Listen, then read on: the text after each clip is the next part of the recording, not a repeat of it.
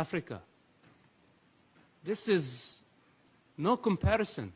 The state of Israel, I know terrorists when I spent time in prison who had blood on their hands of Jewish people, and they had the right to go to schools and study and achieve higher degrees from Israeli schools. In Jerusalem,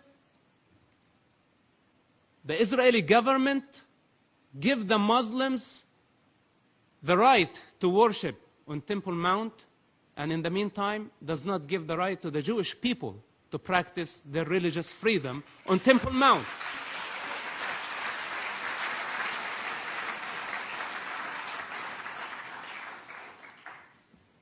Israel, before BDS, which is, BDS is only a continuation to what has been happening for many years since its establishment. I ask myself, a country like Indonesia or other countries thousands of miles away, Muslim countries, why are they boycotting Israel? What Israel has to do with them? But they have been unifying to delegitimize the state of Israel, not since the beginning or the establishment of BDS. BDS is just a new face. It's the new mask. I say those people need to be exposed to public.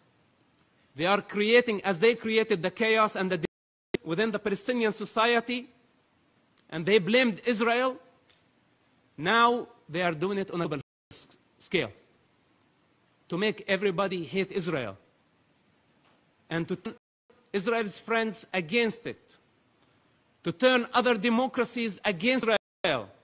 It's their game. They're very good at it.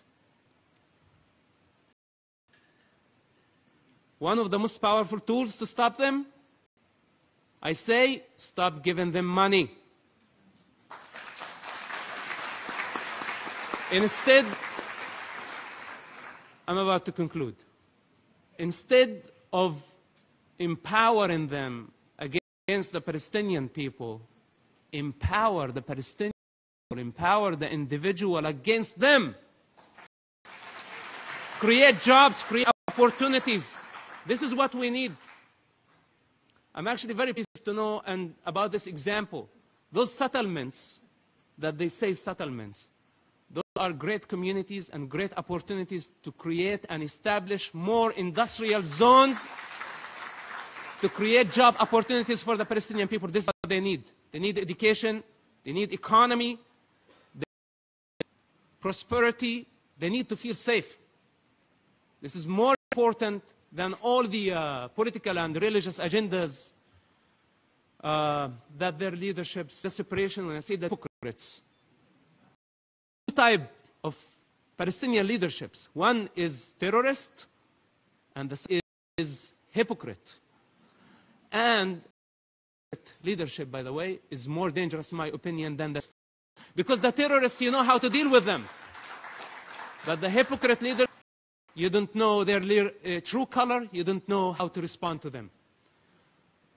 I think this is enough for now.